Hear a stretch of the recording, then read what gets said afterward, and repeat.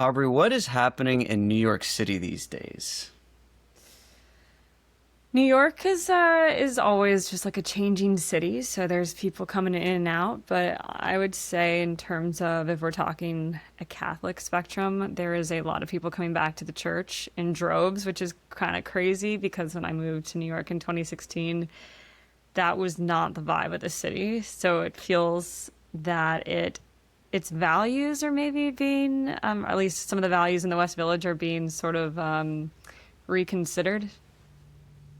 I love that. The last Yeah. time we were there, went to mass. What church did we go to? It was like a really cool, like Franciscan. I love that church. It's Yeah, it was Saint super cool Saint Anthony vibe. of Padua, which is on Thompson and Sullivan, I think. It's so That good. that's right. What brought you to New York? Um, well, in 2016, I wanted to be a journalist. I was an aspiring journalist. I wanted to make it in New York City. I think coming from Arizona and growing up in Arizona and New Mexico, it just feels like an impenetrable place to start a life, and having no connections and zero money or any of the things that you pretty much need to be successful in New York. I just wanted to see if I could do it. I think probably in an ego, it's kind of proving myself. When you're young, you want to do those things. You want to like go see what you're made of, and that's what I did.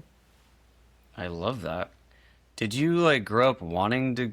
So you grew up in Arizona. Like, did you want to go to New York? Because to me, like when I'm there, I can last like a day and then I start having like anxiety and I need nature and I need to like find, I guess the cool thing to say right now is like touch grass, apparently. Yeah.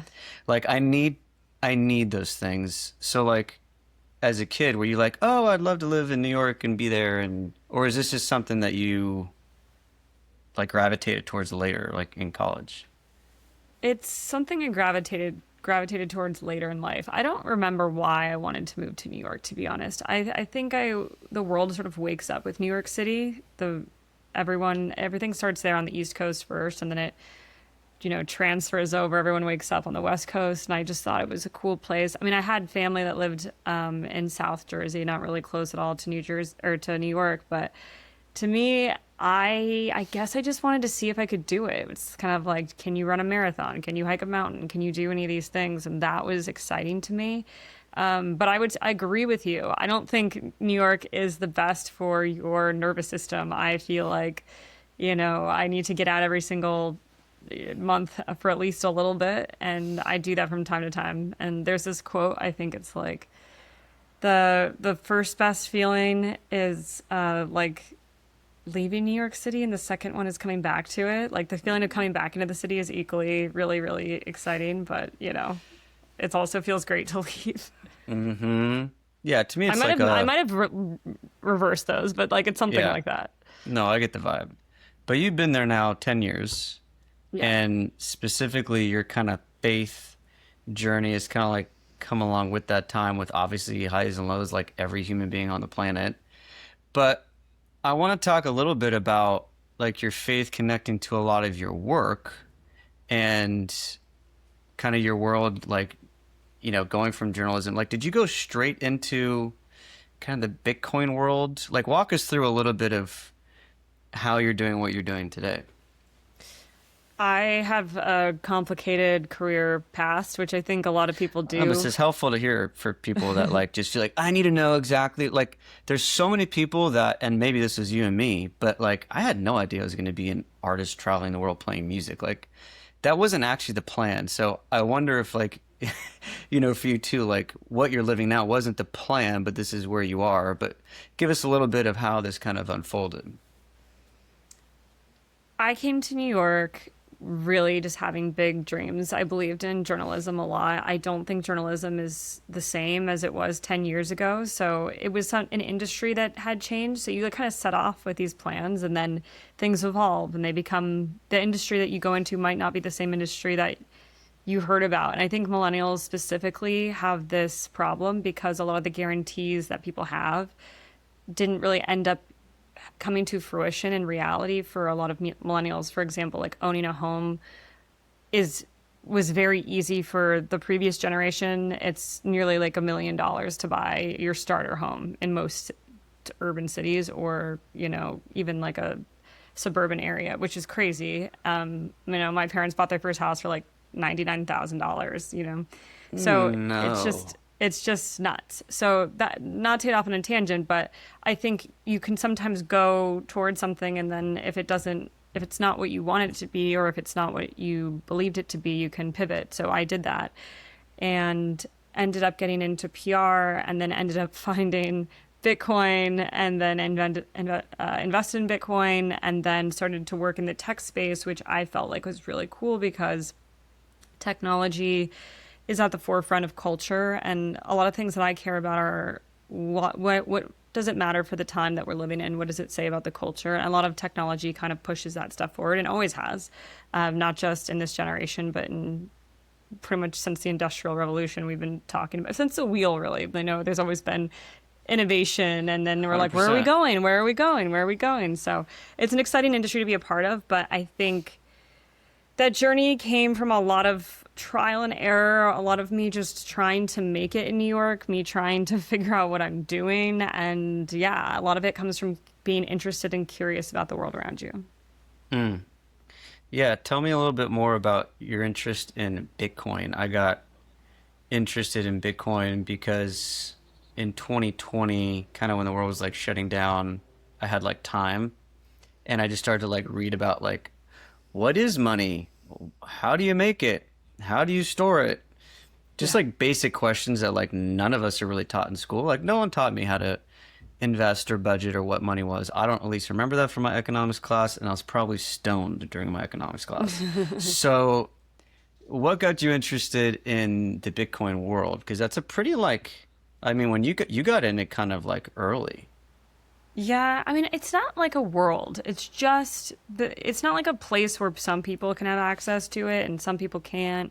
It's really accessible to anyone. I got into Bitcoin because I think I'm just naturally curious about stuff, and I want to know how things work. And when I heard about Bitcoin and I heard it was kind of taking off, and I wanted to understand this thing doesn't trade like the stock market. Like the stock market closes at 4:30 and then you can't trade, or you go to your bank on a holiday and you can't get money out, or the bank shuts off. And I think that's crazy. Why is your money shut off at certain hours of the day? It felt like we should have fixed this problem long ago. Why are we, that felt really weird to me. And the fact that there was this technology that never shuts off, that you always have access to, that's fully yours, made a lot of sense, because why wouldn't your money always be yours and available to you? You worked hard to earn it. Why do you only get certain times and whatever schedules with your money? So So true. I haven't thought about that at all. it was like crazy. It has to exist on the internet. It has to exist in a fast, high speed, and it should be quick. It did, all of this friction didn't make sense to me. So it was very natural understanding, when any new innovation comes around and it makes sense, you don't really question why you should need it, because it just makes sense. And to me, Bitcoin was that. So Bitcoin has gone through a lot of changes, but really what I think Bitcoin's great at is just being a store of value. It's great to hold your money for a long-term period of time. If you're trying to make a quick buck, probably not the best industry to get into, because you really have to be a trader and timing the market, like, just like stocks. But if you're interested in anti-inflationary money, because like I was saying earlier with the housing crisis that we have now, that's a crazy amount of inflation that's happened over the past 30 years, 50 years. So Bitcoin works against inflation. Yeah, this is one of the pillars I have in my Illumined Wellness protocol. It's financial health. None of us got formation in this, like in any of our education. Maybe you can tell me if you did. But like to me, this is a huge point because money is incredibly connected to our human experience. I mean, Hmm. and it's also one thing that we can obsess over, people can worship, people can be ruined by. Talk about a little, I mean, we've talked about this a little bit, but I feel like you've experienced a lot of like being around very successful people that kind of have all that stuff. And it's like, how many more times do we need to be told that like money's not going to make us happy before we like really believe it?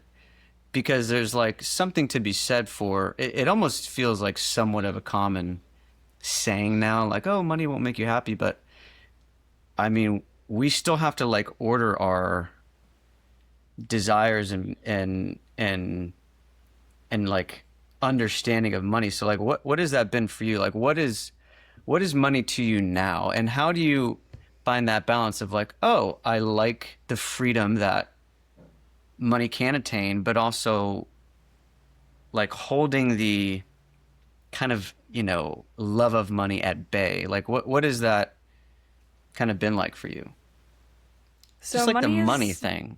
yeah, money is deeply personal for everyone. Everyone has a different relationship with money and what it means to them. And I think that happens because people grow up in different situations. Their families approached money differently. People have certain generosity with money, and so it becomes a point of contention for a lot of relationships and how people are perceived. And it's a very touchy subject. But I was actually on a run before I did this call, and I was looking at this yacht because I'm out in the Hamptons right now, and I was looking at this yacht, and I was just like, I don't want to be on that. Like, Totally. there's just this level of, and there's actually studies that back this up. Once you hit a certain amount, and like, we have to acknowledge that money can make people happy. Like, it truly can To a certain degree, relieve for sure. people. Yeah, to a certain degree, like, it relieves people of a lot of stress. It provides them with security. Like, it can provide a lot of those comforts that can make you happy. But basically, after you get to a certain point of financial success, the amount that after that point you can really improve your happiness is actually pretty limited. You can't, like, once you surpass a certain point, it doesn't really matter. It doesn't make your life that much better. But people still like to go and find out for themselves. And there's a quote, I think, by Jim Carrey that says, I hope everyone gets as rich and as famous as possible so they can find out that it's not the answer. And I think a lot of people just want to go find out. And, that's okay. But yeah, we know the stories, we know how it goes, and it is not the answer. Money is not the answer, but it can be a solution to a lot of problems that you face in this world, because we can't ignore that we are humans we're having a human experience. We have to exist within a society. It's not all just like idealistic and utopia and everyone's like, you got to pay taxes. It sucks, but pretty much you get to a point and you have to know where that point is for yourself. And I think that encourages a lot of agency and accountability and things that people don't really want to take on, and self-reflection. So it's hard to know, what is enough for me, because we live in a society that doesn't want to cut you off. Yeah. Well, I hope you get your yacht when the time comes and you can I was invite me just on like, it. it's not that I wouldn't want to be on a yacht. I've been on boats, but there's just a point where if you can't be happy with just the simple things, because there's so many things that are free that are awesome. So Totally. many things that are just free, and the best things. Some of What the are best some of things. those things that you enjoy that are free that anyone can enjoy or that you particularly like? Okay, not totally free, but we both love to surf. Like being out on the water. So you don't have to surf. Sometimes, a board costs money, but like It's it's honestly relatively super cheap compared to you how much you get to use the thing. Like, yeah. Okay, you could get a board pretty cheap off Facebook Marketplace if you want, or you could find a way to get a board for pretty cheap, and then going out on and surfing, best feeling. Going to confession, very healing, free. Praying, free. Praying the rosary, free. Spending time with your family, eating food was another favorite thing that costs money, but like, having a good meal with people. If you can't, like, go sitting in nature, free. There's so many free things that are just so awesome. Listening to music, kind of almost free.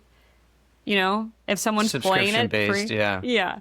Like there's a lot of stuff that costs near to nothing that can bring you the most joy, but you have to also do the inner work of wanting to find that joy and making it a pursuit in your life. Yeah. There's a lot of good points there. One thing to me that stuck out that you just shared was the idea of, you know, confession and prayer and some of these religious acts. And it was interesting. I was just reading a study that was sharing, like, from this physician. Like, this isn't any new news, but there's like just more data coming out about how like prayer is like incredibly healthy for the brain. So they're like actually doing like cognitive studies looking at brain matter from people who pray, and it's like just resilience like across the board against different diseases, mental states, etc. What has kind of been your faith journey? Like I know there's more that, you know, we can get into in like a little podcast like this, but I think it's really encouraging for people to hear people's kind of faith experiences. So like, did you grow up in church? Did you ever fall away? Do you come back? Just give us a little like snippet of your faith experience. So I'm cradle Catholic, and I Hey, hey, shout out. shout out to all the Cradle Catholics. What's up? What up? But I'm not like I'm not a Catholic school cradle Catholic. I'm a public school kid. Ooh, wild. So like, but I went to CCD or whatever we were calling it at the time. That stuff. Got all my sacraments in time, went to church every Sunday, and then my family, my mom specifically, is very Catholic. My dad is more Catholic now than he was when we were growing up, but I don't know. I think I've had moments of questioning and moments of doubt, which I think are healthy. I've had moments where I've made myself my God. I think a lot of that was in the early days of coming to New York City and a lot of the era that existed at the time. But I never had a real stray from God. There was times where I was far from God, or I look back at some of the behavior I had and I was like, that's not a reflection of someone who follows Christ. Mm-hmm. That's not it. But I think I was always sort of like, I don't know, there's like always the sheep that wanders off. I was like a sheep. I didn't wander too far. I was like kind of always around. But I think now that I feel like my relationship has grown stronger, I can see how far I had gone. And to me, I had like normalized it or made it seem okay. But I had gone away from times. And yeah, I think making yourself your own God is sometimes just as bad as like denying God even exists, because it's like a very gross and empty road, and it's very destructive. And Mm. so, don't recommend, but a lot of people, I think that is a consequence of coming to a city, is that everything's optimized for the individual, which is Mm. good, has a lot of benefits. You get to know yourself, but I never want to be my own God. Like, what a nightmare that would be, right? Dude, it's bad for sure. I know It's a really friend bad. that read like, this is kind of intense, but he like read the Satanic Bible, Oh just my because he was like gosh. interested about it. And Yeah. what's funny, there's not a lot of like supernatural occult stuff. It's literally all about worshiping yourself. Oh, really? Wow. It's Well, like that makes very, sense. yeah, that's why you're sharing that. I was like, yeah, that's like the kind of whole point of Satanism really isn't to get into any of the spiritual. It's more just like worship you. And it like, yeah, it makes you pretty Then unhappy. it makes sense, though. It makes you happy because I'm, I'm an imperfect person, really imperfect. And so what do I have to offer like myself? How can I save myself, you know? But I For don't mean sure. that in like a I don't believe in myself low confidence way. I still have confidence in me, the person.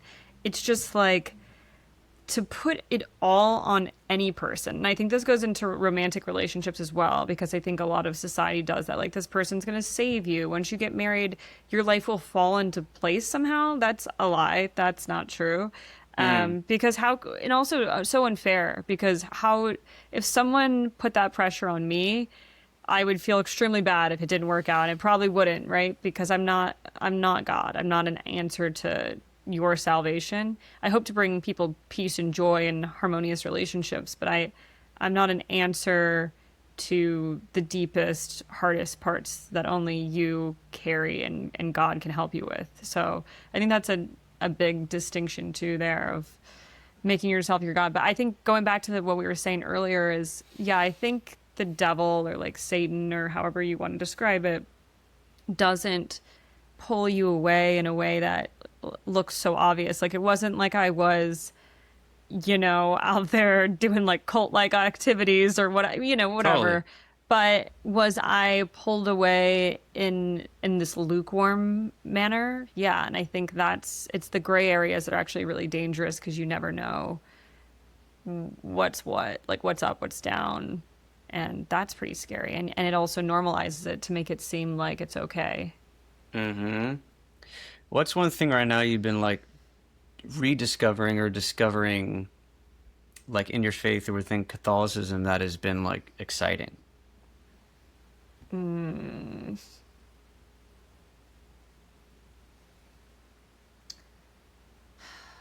that's a good question. I think when I pray the rosary, spending time on the mysteries are has really helped me a lot because you just learn through so much if you really go into each mystery, what's important and it constantly puts you in the framework or the mindset of the people who are experiencing these things at the time. And it's not just like, oh, one day you read this at mass or you like, you're like, oh yeah, I know that story. But you constantly think about the struggle that people were in and dealt with, and these were real people, and try to imagine and put yourself in their shoes. And such remarkable things happen, and you just can't imagine how they dealt with it. Totally. I like that. That's easy to forget because you kind of read the scriptures. I went to mass whatever yesterday. I was thinking of the feast of Saint Bonaventure. So like San Buenaventura, like my homeland is named after Saint Bonaventure, which my mother had to remind me of is the Spanish version, which was embarrassing. But I've been studying a lot more of Saint Junipero Serra, and I had a friend on, Zach Fiedler, who's doing a documentary on all the missions. He filmed me in the one here, which is cool, and it'll be out on EWTN soon. Everyone go check it out. But one of the things he was sharing, which connects to this idea you're sharing, like the stuff that Junipero Serra did, like on the reg, was so unbelievably hard, difficult, wild, just to like share the gospel.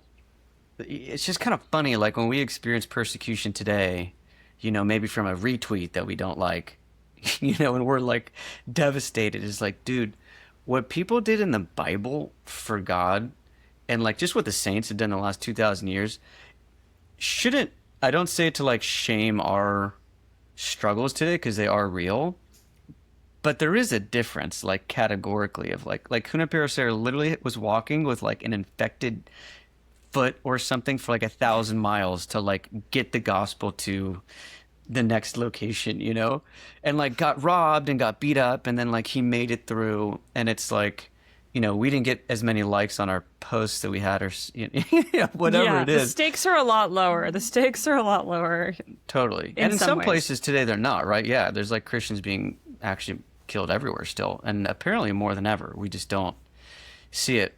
That actually made me think about, tell us about that experience you had where you went to, I think, was it South Africa? And I know you were like helping to serve out there and like surfing, and it was like Bitcoin related.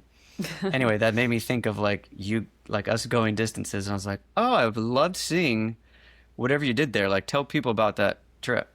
Yeah, so South Africa is a country who has experienced extreme political turmoil, and that was through apartheid. But apartheid wasn't that long ago. It was like 34, 35 years ago, which is not a long time in history. Mm. So I didn't really go out there because I was like trying to cover some apartheid story. I was out there, with friends, and I had heard of this cool surf camp that was paying the kids Bitcoin as an allowance and also the surf instructors an allowance. And I was like, So it's kind of cool. cool. Like, yeah, like I want to go check it out. brought some cameras because I was like, can we film this? It would be really cool to see. And I didn't know because it was like about 3 hours outside of Cape Town and a long drive if we were going to find anyone or if this was going to be anything. And these young kids were learning to surf and they were just going out there and they had like these dreams and it's just so cool. And I was like, this is awesome. These kids want to go pro. And there's not a lot of people who are pro from Africa, even though they have so much coastline. Like there's Mikey February, there's a few other guys, but there's not a lot of pro surfers. And these kids are so talented and they have all the opportunities to do that. But a lot of their opportunities are taken from them because they have to live sort of in these communities, which I would only compare to maybe like a reservation, an Indian reservation in America, where there is certain lands for them, but it's not really like you can leave the reservation in America. You can't really leave the lands there unless you, I guess, come into like insane money or something like that. It's just very political. So it's very divided, like blacks and whites. And the white kids have a lot of money and they can, surf and like do whatever. And these black kids are really, they don't have any money. They're pretty poor. And I was like, what can we do for you guys? Because I have a pretty large following on Twitter. And I think when God gives you, the opportunity to help people and reach a lot of people, that if you can, you should help. And so they were like, oh, we just need to raise like 6,000 rand or $6,000, I think it was. That's all. Their money, Like that was six it. But thousand like, dollars. but their money is so inflated. Their money is like, Right. I bought 40 apples for the kids with $2. Like that's what. So Crazy. $6,000 goes so far for them. We ended up raising them close to $40,000, I think, at the time. Oh my And they were like gosh. so pumped. And all the kids they renovated their entire surf camp. They were able to buy food that lasted a lot longer. They were cooking on this like little grill, and we were able to, through the generosity of all the donors, help change their lives and bring more kids into the program, which was the whole point. So I'm so proud of that film. It's like 15 minutes. If you have a chance, go check it out. It's called Like a Feeling, and it's really a story about hope. And I think surfing's about hope, and Bitcoin's about hope, and giving hope to people who might not have all the things that we are fortunate to have here in the States. What do you think AI is going to do to humans?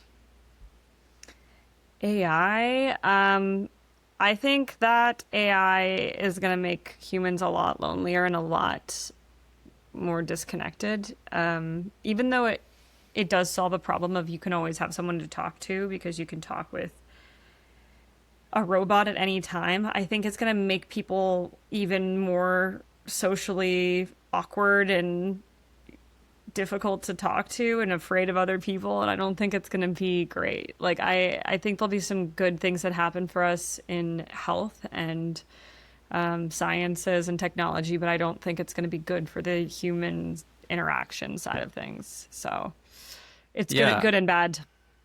Yeah, because I know you're in the technology world. I assume that's like conversations. I just feel like it's conversations everywhere. No one really knows what's going to happen.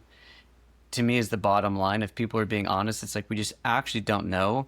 But to me, it's like looking at incentives. Like my argument with like most social media platforms is like for humanity as a whole, like the incentives are not for your benefit. Like their time on screen makes these companies money. Like you don't get a lot of the benefit. And to me, the AI world, it's the same. I mean, it's the same incentives, So it's like, how do we, I don't know, specifically with faith, right? Like, I don't know if you saw the Pope encyclical. Yeah, I need I to read the finish whole it. thing. You did? You beat Yeah. me to it. I haven't finished the end, but to me, it's like, what did you think about the encyclical? I was really impressed with how technological it was, and that the Pope really has some good advisors that are helping guide his responses to these things, because it got as far as conversations that we're having on the daily, like agentic payments and what else? It talked a little bit about cryptocurrency. It talked a little bit about Just it's a lot about the human dignity, and I think it's so cool to see. It feels like two of my worlds are colliding, right? Like the tech space that I've been in for so long, and being a huge Catholic. I don't even know. That's not even really a term. Huge Catholic. I'm just a Catholic. You could be a Someone who huge Catholic. I don't really know what that means. It's just like I'm a Catholic. Yeah.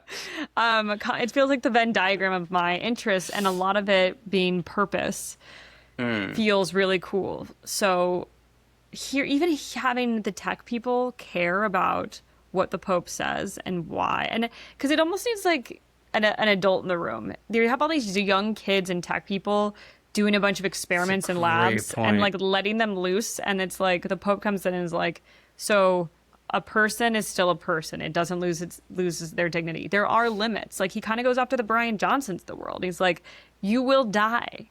You can try, and it's okay to push the human potential. I think that's fair. Like we should push as far as we can. People couldn't run a mile in a certain time at one point, and now they can run it in this time. Like, but there Yeah. are physical limits, and you're not going to live forever. None of us are going to live forever. That is just the end of the day. And like, it sounds negative, but every generation has tried to figure this out and tried to do it, and they haven't done it. So it's not, that is making yourself your own God. It goes back to that again, right? So Yeah, I think Billy. Yeah. go ahead. No, Billy Graham said that technology has given us the illusion that we are immortal. Yeah. Like we've been trying to control the whole like eternal thing for a long time. I think it's just going to go horribly bad. Like I don't want to put my brain in a cloud thing to try and live forever. Like or even to a certain degree, I think if we have technologies, I was thinking about this the other day. I think if we do have technologies that get me to like 120 or something that like extend it a little bit more, to me that's fine. But like me taking this or like you can't even quantify the human person, right, by just saying like this is going to go in the cloud. Like the human person is what we believe as Catholics is an embodied soul, right? Like you Yeah. can't put that in a cloud.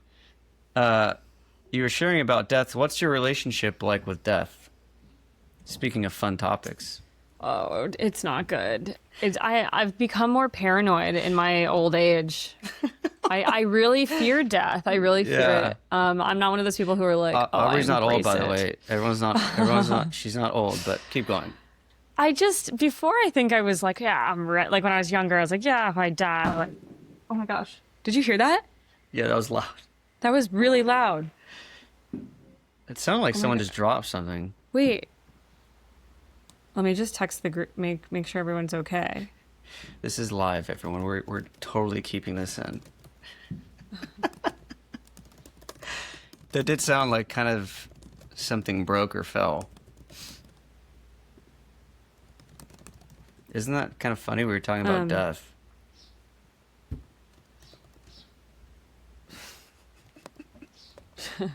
I know, right? It's coming for me. It was like, you are scared?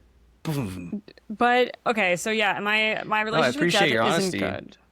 I'm afraid. I'm really afraid to die. Not because like it's not that I fear moving on to the next thing. I fear the process of death. Because you don't have anyone no one's.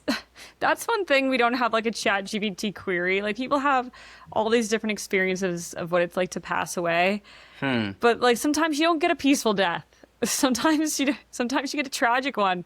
And I'm really afraid that I'm always in my head. Like I went for a run earlier and I'm like, damn, if one of these cars just hits me and I get taken out, it sucks. Like, I don't know. Like, Yeah. I don't want like a dorky. I don't want like, but now I've said it, so it's probably gonna happen. But like, No, no, I don't no. want these weird things where it's like, oh yeah, she just like fell into I don't know a hole or something like that, and she's gone. But I just don't like that. I fear the process of dying because we don't have anyone to tell us like that it is not painful or it's like a pleasant thing. But also, I think about this a lot. You don't remember your birth, and I bet that was probably unpleasant. Oh, yeah. Coming out of a vagina sounds pretty terrifying. But also, you're so warm and like tightly, Yeah, you're and then just you like have to. floating around. and then it's loud and bright and like people are grabbing you, that probably sucks too. And you're getting So, injected with like a hepatitis B shot that you like don't need right away. yeah. We'll talk about that later. Yeah. That's an interesting idea, though, to think that, okay, maybe, yeah, because we don't remember birth. Maybe death is going to be something where it's like we don't actually remember or the memory doesn't sit in our being as it would in a body, right? Like our memory is going to be, there's tons of studies. Have you read any of the Father Spitzer's work on this? Mm-mm. Um, he has a ton of really good NDEs, I think I call them near-death experiences. And it's crazy the amount of data that is like people having outer body experiences during surgeries, during a car accident, name the thing. They have like vision still, they have memory still. And one of the main stories he shares is like this guy's in surgery. He's like out of his body and sees a pair of shoes on the outside of the hospital, like a red pair of shoes, and like tells, like comes out of surgery, tells the surgeon, and there's freaking red pair of shoes out. So the reason I bring that up is because I do think there will be a memory, obviously, but I don't think it's going to be correlated with pain. Yeah. I don't think we're going to be able to feel like we feel. But then again, all this is speculation. I definitely have I think the fear of death has been, I don't know, I think about it a lot. Like, and I've thought about it a lot for a long time. I have a tattoo that says, "Brother, remember your death." Mm-hmm. Like, that's a Catholic idea, actually. But I read this book called A Time to Die by Nicholas Diot, and he actually interviews all these monks who you think these guys, right, who they've given their life to God. These are Carthusian monks. These are like the Navy SEALs of Catholicism, right? These dudes are praying and fasting. And you would just think that all of them are just like Jedi Knights when they die, right? They're just like super Zen. But he goes into dude, some of these guys like really are afraid. And then some of these guys really are peacefully going into the next life. It's interesting. I think it's a very human thing. When you think about death, it actually does really change your habits and the things you worry about. So to me, the death conversation is actually really encouraging because I don't think at the end of our lives we're going to be like, I really wish I would have scrolled TikTok more. Like Yeah. it No. puts so many things in perspective. But I think it's still terrifying. And I would love to get to a point where like I'm like some of these grandmas, that are just like not scared. The grandmas are always so tough. They're tired. They're just like, I'm good. I'm good. Hopefully I get to that point. I want to get to that point as well. Yeah. But in my life, I've never come into anything gracefully. I feel like I've always come in kicking and screaming or with like Oh, not for without sure. struggle. So I probably wouldn't be, the best to resist the process of death. But I think I've experienced a lot of death recently in the past year with family members Mm. and dogs and stuff like that. And that I can handle somehow better because I do have a lot of confidence that, especially after my grandmother died, that she's not as far as I feel that she is. And I feel she's, with God, and I pray for her. And I don't know. I feel better about that one than other people's death, but I think I fear my own a little bit. Yeah, Just a lot. I don't seem to worry about some of these people that I knew were just like holy good people. But then you're like thinking about like all the ways that I've failed and fallen short. I'm like, God, it is literally going to be your mercy, like unbelievable amounts of mercy to get me through the finish line here. Um, Yeah. I want to Same. yeah, I want to hit briefly. You shared a little bit about, because this is really important too. And my hope with like this podcast I'm doing is to really encourage people to live life to the full and to be fully human. And I think one of the things a lot of humans are experiencing right now, and you and me are in this. I had a friend on as well that has not found her spouse. She's Hmm. still waiting for that person. But you hit a good point earlier about just like, yeah, there's I think as a single person, there's the idea that, wow, once you find the person, like just everything is just perfect and they Mm. fulfill everything that I have. And it's just not the reality. But speak to a little bit about your journey relationship wise, because I know it's not been easy and you haven't found your spouse. And I think there's something really real about a lot of people our age and maybe younger and maybe even older experiencing this pain of just this modern living experience. Like I feel it all the time. Just how even with families, it's like we're not really interacting with them like we used to. Because, both parents are working, kids have like 27 sports. I don't know, there's just a different way we're interacting. So anyway, maybe share whatever you'd like to share on the relationship front because I know it's a real pain point for a lot of people, including us. Yes. Yeah. The relationship stuff is tough. I'm not married. So I am been living a single life. I don't really know much else. I don't know much different though.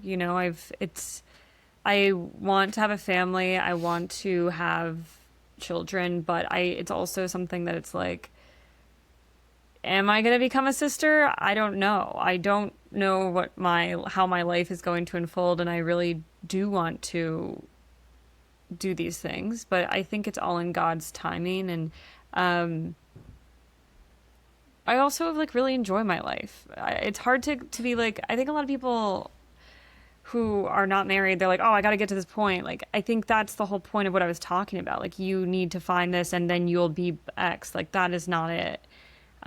You are always yourself, and you're going to be yourself in different relationships, but you always have you and you have God. And yeah, a relationship is wonderful. I'm not trying to downplay it, but at the end of the day, the relationship you have with God is the most important thing. And so there's things I would like to do. Like, I don't want to drop my bloodline. Like, I want, all these people existed before me and they had all these, like, they went through so much struggle and they like had to do so many things and they had so many families for thousands of years. And I don't want to be like, okay, now the bloodline's dead because I couldn't like find someone to marry and like have kids with. Totally. Like, that's terrible. But whatever. Like, I just think that everything is in God's timing. And if things are meant to happen, then they're meant to happen. But like, there's that beautiful verse that I think it's in Matthew that's like, look at the birds in the air. They don't sow nor reap nor gather into barns. That one, and the Father feeds them. Like, are you not of more value than they? And so if God's taking care of the birds, like, God's taking care of you as well. And I think that's all you can really focus on. Yeah, my friend has a good saying. I'll shout him out. Annie Hickman has this saying called "the birds eat," which he shared with me. Like just this idea, like the birds eat, like they're given what they need. I think the hard thing is like feeling like you're not getting what you need, even though like technically you are. I think the pain point is like, okay, God, I actually don't see how you're giving me enough right now, but I just saw Switchfoot live. They're my favorite band. Switch I foot. just saw. I just met Rob Machado. Okay, No and way! yeah, and John Foreman and I are going to be best friends one day. He just doesn't Love know. it. But their new song, "Beautiful Life," has this line in there that's just been crushing me, and I'm like belting it every day. Um, it's a beautiful life, it's a beautiful life. Ain't it bitter and sweet? I don't have what I want, but I have what I need. It's the Dude, line, dude. I don't have what I want, but I have what I need. that's good. It's I such like a that. good anthem because it's like, I don't really have what I want, to be honest, but I Yeah. have what I need. And I Yeah. think that's ultimately, if you read Jacques Philippe and some of the other spiritual giants, essentially what we have is God's presence. And that's never going to leave. And like, technically, that is enough. Yeah. Like his And presence when is you enough. get married, you will also have things that you want. You're always going to want. Like, this isn't like it's just your spouse is not your savior. And I think even your vocation is not your savior. Your vocation is a journey that you go on. And Mm-hmm. so I think if you think of those things as like, this will be like the answer, I think it's helpful because it gives you some resolution of like, this is my life's journey to be this person's spouse, to be these people's mother, or this to be a priest, to be a sister. But that's like, I think that's a peaceful thing with really understanding where you're going. I don't think the person per se, sure, they give you peace and I hope everyone has like the best partner and the most romantic relationships and that it Mm, really fulfills like all of that. But even still, it's you and God till the end of time. for And like sure. that's that and nothing will change that. And it also can be you and hopefully, you're bringing your spouse and your children and everyone with you on this journey, but you can only control what you can control. So, Yeah, and there's no marriage in heaven, which I always yeah. found was like kind of a bummer. It's like, but then also it's like you're kind of like so in love with everyone, it's like it won't even matter. And God, Yeah, it's I like think I think in the Muslim is for the Mormons or the Muslims, I think it exists, doesn't it? I'm not sure. Mormons get like multiple wives and multiple Yeah. planets, which So honestly we'll sounds see. We'll see pretty if we great. make it. If once we make it in, we'll be like, "Yo, they allow this stuff." It's like, dang, dude, they got multiple planets. It's crazy. More than You can bring your Elon. yacht, you can bring whatever. Yeah, maybe Mormonism is where it's at. No, Okay. absolutely not. Yeah. No, yeah, we No won't go there. offense. I like the Yeah, Mormons as people.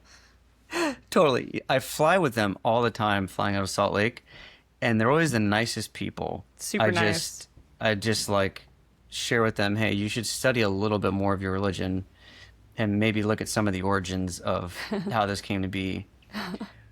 Okay, to close, maybe what would be one word of encouragement you have to someone that's like living life today in the modern world, feeling a little disembodied, a little isolated, and is also like wondering about this whole God thing? Like, how would you encourage someone today to maybe continue to search for truth? I would say that that restlessness that you feel within yourself when you go out and pursue all these things that you think are going to give you solace, whether that be social media attention, whether that be drinking, like going out with guys or girls or whatever, a career success, like all of that fades. And that ache can truly only come from the peace that Jesus Christ has to offer you because you can go find out and it'll take you longer, but that truly is the only thing that can comfort you at the end of the day. And I do not know where I would be if I didn't have God in my life. Like it scares me a little bit to think of a world where you just really don't feel like you have anyone having your back. And so that's what I would say.